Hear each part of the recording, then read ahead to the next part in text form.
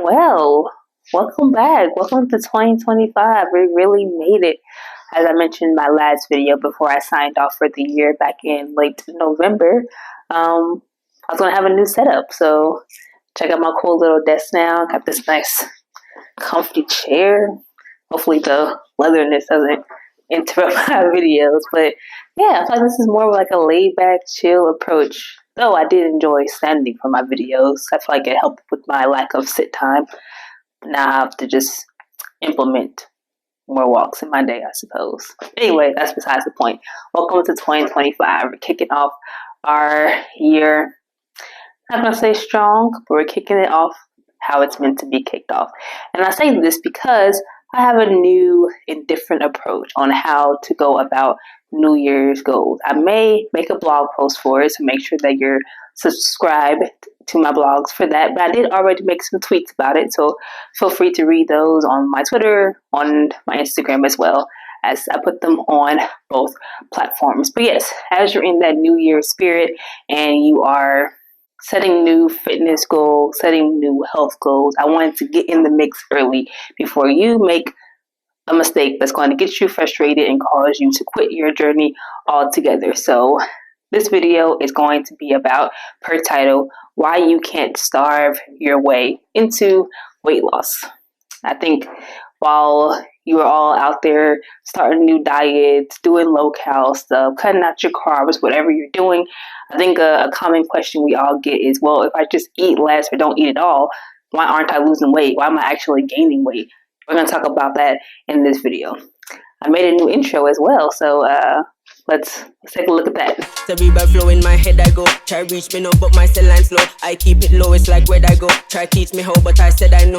People know me like you like hope, and I need to know premise when I show. I collect my dough, do my thing and go. Okay, now my intention was to make a nice detailed outline for this video, but then unfortunately from like Christmas to even now, I have been like sick, like a terrible cough and like headache. I think it's just like congestion, I don't know. So moral of the story is we're kind of just going to do this off the dome. Not really how I wanted to start my first video of the year, but life happens and we roll with it. So let's get into it. So why you can't starve yourself into weight loss. Let's talk about this. Well, why can't you do this? Number one, metabolism. Yes, good old metabolism. So your metabolism is actually affected by a lot of things, but one of them being how you eat and how frequently you eat. So when your body is used to you eating on a consistent basis, it's also going through a process to quickly turn over that food, right? Speeding up your metabolism. However, when you decide that I'm no longer going to eat or I'm going to eat significantly less, your body isn't thinking, oh, she must be trying to lose weight, or he must be trying to lose weight, or they might be trying to lose weight. Instead, it's thinking, we're about to die. Like our bodies are dramatic, right? So instead of allowing your weight to drop like that, it's thinking we need to hold on to what we have left. So it's actually going to slow down your metabolism. Counterproductive to weight loss. You need your metabolism to be working, but if you're not giving your body fuel to turn into energy, it's just going to slow your metabolism all the way down. In fact, it's also going to release some fat holding enzymes. So your body's actually going to hold on to more fat when you were in a starvation mode, because again, it doesn't want you to die. So on top of that, it's also going to send more of those hunger hormones to you to increase your appetite. So not only are it's holding on to body fat by not allowing you to drop weight, it's also going to signal you to want to eat more, because it's like, hey, listen, you need to eat. We need food. So now it's going to make you significantly more hungry.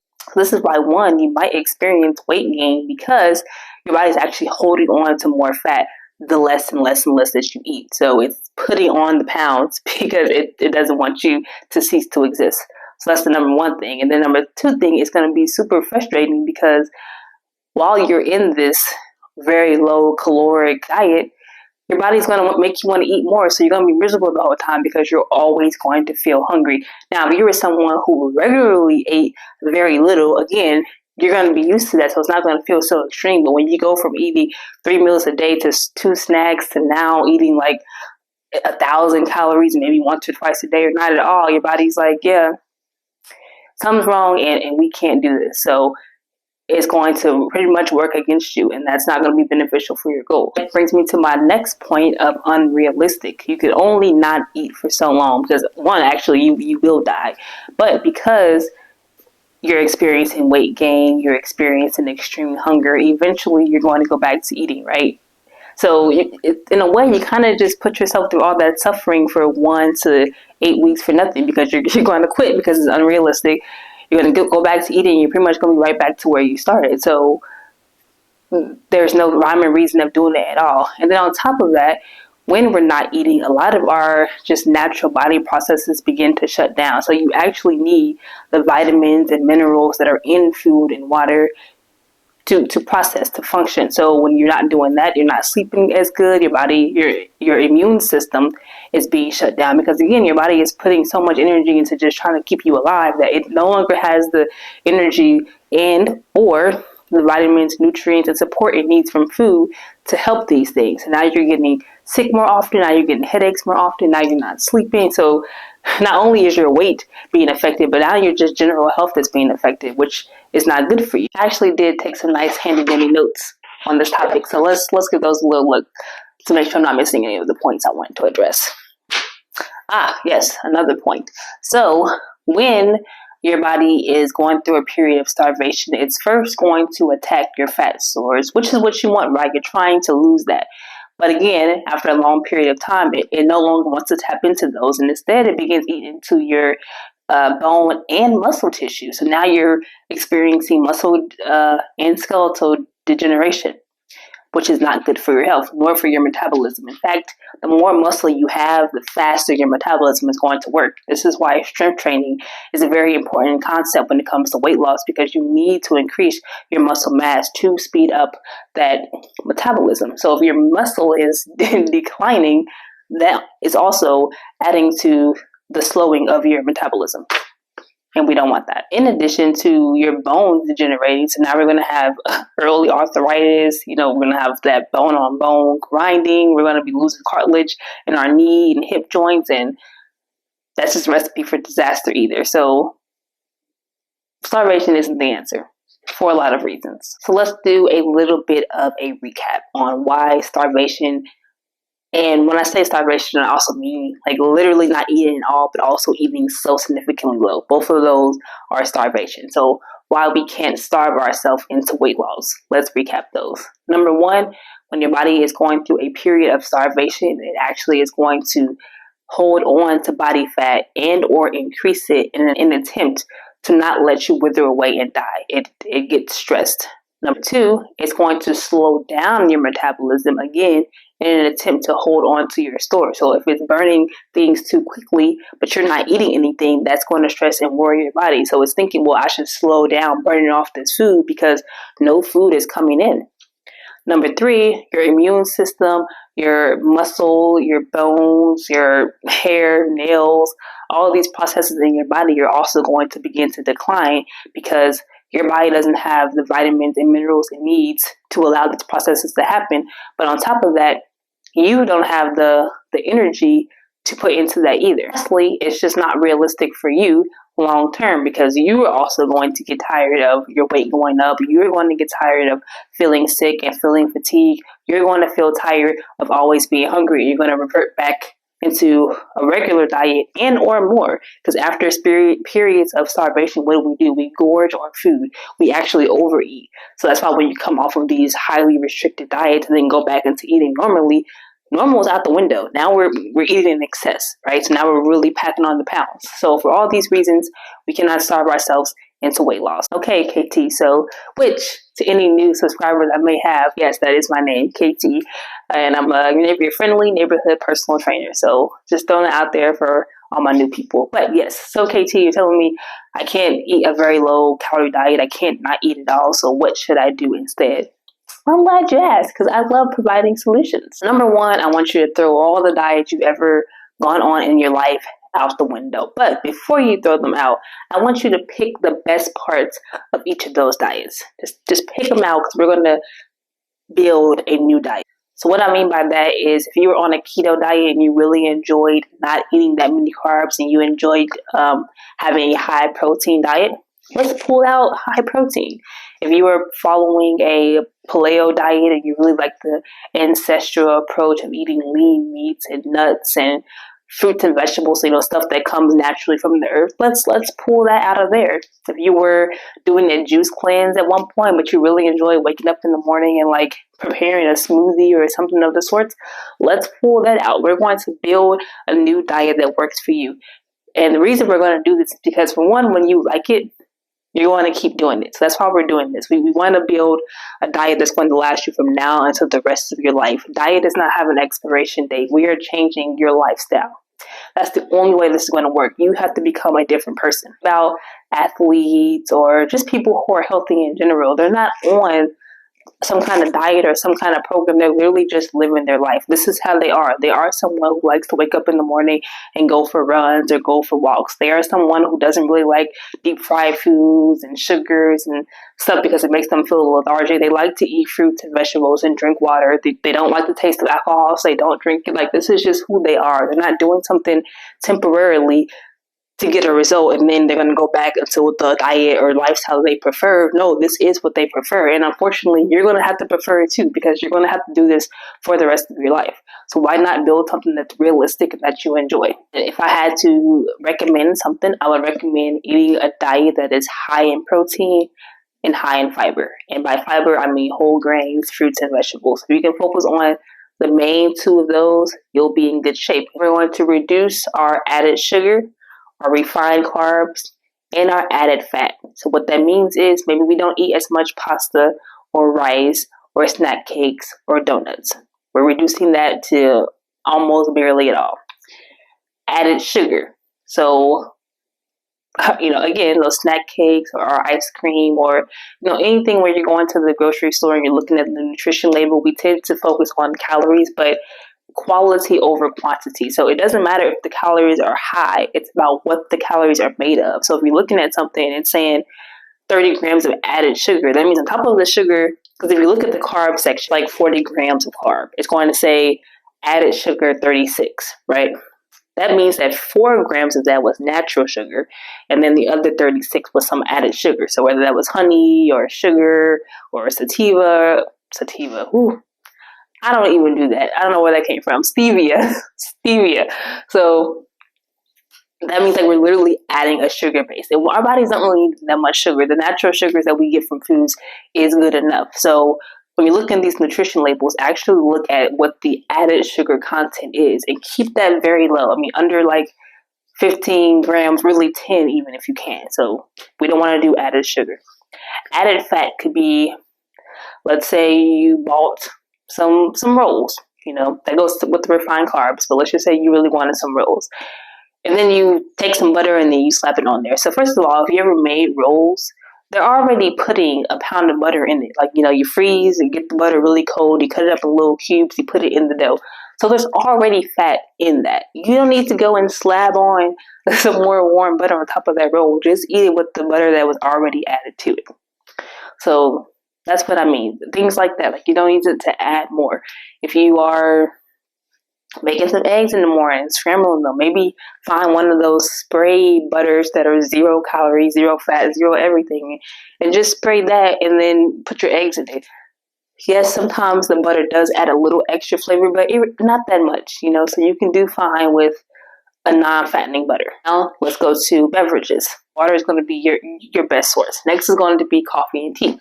Now, again, added sugar. So do you really need to pour a bunch of sugar in your tea? No, not really. And the cool thing about taste buds is they change. We develop new taste buds every 7 to 10 days. So while plain tea is going to taste like crap for the first 7 days, day 8, you might be like, you know what? This ain't so bad, because your taste buds have changed. So you have to be able to suffer through the hard, uncomfortable things first to get to a result. I'm not saying you have to have sugarless tea. But if you're looking for ways to reduce your added sugar, and honey is an added sugar as well. Yes, it's better than sugar itself, probably, but it's still added sugar. So having just a plain green tea is going to be better than plain green tea with sugar added to it. Same with your coffee. If you can have it plain and black, that's going to be the best type of coffee. But if you must have your cream and sugar, Again, maybe slowly over time, use less and less of it until you enjoy the taste of just plain black coffee. If you want, you at this stage in the game, you're not at a place where moderation is your friend. Like, oh, well, it's okay if I just have one soda a week. It's just, at this point, it's better if you just don't have it at all.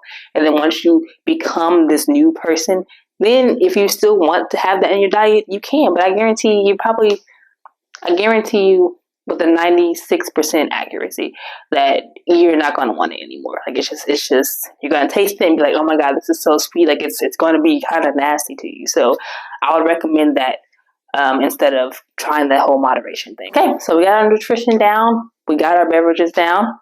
Next, we're going to get our sleep together. So we're going to get on a consistent sleep schedule. What I mean by consistency is, if you want to sleep for just 6 hours, do that consistently. If you want to sleep for 9 hours, do that consistency. Research has shown that consistency is better than quantity in this aspect. So what that means is, if Monday through Friday you sleep 9 hours and the weekends come and now you're down to 5 hours, that's going to be worse for you than if you just consistently slept 5 hours throughout the week. So decide how much sleep is great for you and stick to that. A lot happens when we sleep, and I have made videos about this already, so check that out on my channel. And we need good quality sleep to be able to function in life, especially when it comes to managing our weight. And then the last thing I'll say for this particular video, because there's more I could say, but it's just movement. So research has also shown that sitting is now as bad as smoking. We as human beings are not meant to be seated. And up until the Industrial Revolution, we were not seated people. If you were born in the 70s, 80s, 90s, maybe even early 2000s, we were the street lights come on type of people. In fact, if we didn't have that, we had to make that rule, because if you didn't, your kids would be outside all night. Like, we wanted to be out and be active. They even had to make commercials on those little like late night infomercials of asking you, do you know where your kids are? Because we were outside, and now with the age of technology, we're all indoors, and it's really impacting our health more than we think, especially when it comes to levels of obesity. We think it's our diet, and yes, that has an aspect to it. Really, it's just we're not moving anymore. We're doing desk jobs, and technology is just continuing to advance. We're now in the AI era. Who knows how much that's going to take away from physical labor. So the need to move. Okay, so in your everyday life, just take a moment and think about, how long are you sitting? So I'm sitting right now, so it's just a lot of sitting. And I think it's important that we put movement back into our lives. So when you're driving to the store, park in the back. That's a way of getting more steps in. When you've been sitting for, I don't know how long, and your watch tells you to get up, yes, get up, but take that as an option to just walk some laps around your room, or if you're at the office, walk around. Sometimes those buildings are pretty big with multi-level. So take some walks around for 15 to 20 minutes and then come back to your desk and get back to work. After dinner, something that I wanted to implement this year is, after dinner, taking a evening walk. One, is going to help with that digestion, but it's going to also help me get in some steps throughout the day. Maybe you start your morning with some steps. That's what I want you to do instead. So as a recap, one, pick a diet that's going to define you. This is who you are now, and this is how you're going to eat and drink and carry yourself from now until the day that you die, because realistically, that's what it is. If you do it for a short period of time and you reach the goal that you want to reach, and then you go right back into eating how you were before, you're just going to gain weight again. So that's why it's important to pick something that you realistically can stick to for the rest of your life. Number two, we're going to prioritize our sleep consistency pattern. So sleeping the same amount every single night if we can. And then number three, we're putting movement back into our life. These three things are going to help you lose weight faster, but more importantly, keep it off more than anything else out there. And I can guarantee you on that. This day, January 2nd, 2025, I'm telling you, this is going to be the best way for you to reach your goals and stick with them. And as a bonus, I'll throw a bonus in there, community. Whether you are an introverted person, you don't like people, however you want to define yourself, we all need community and connection in some kind of way. Research has also shown, and I made videos about this as well, the community adds years back into our life. Having meaningful connections, quality over quantity. Doesn't mean you have just go out and find a whole bunch of fair weather friends, because it's actually going to be worse for you than having 2 or 3 good friends. So you just want people in your circle that you really have a deep and meaningful connection with, and that is going to boost your life so much. So that's it. Happy 2025. I hope you like my new setup. I feel this is nice, being able to kind of like sit and talk with you guys. It feels more personal. So if you did like this video, you know what to do. Go ahead and give me that like. Please share this with someone that may be already on that new year high and they're starting some new journey. Like, oh, I'm about to start keto, or I'm going on this new low calorie diet. Just be like, hey, send them this video and say, I think you should do this instead, my friend. This would be much better for you. Thank you for being here. I look forward to another great year of success. I wish you all the best in 2025. And as always, yes, keeping this in 2025. Don't forget to crush it. I'll see you soon.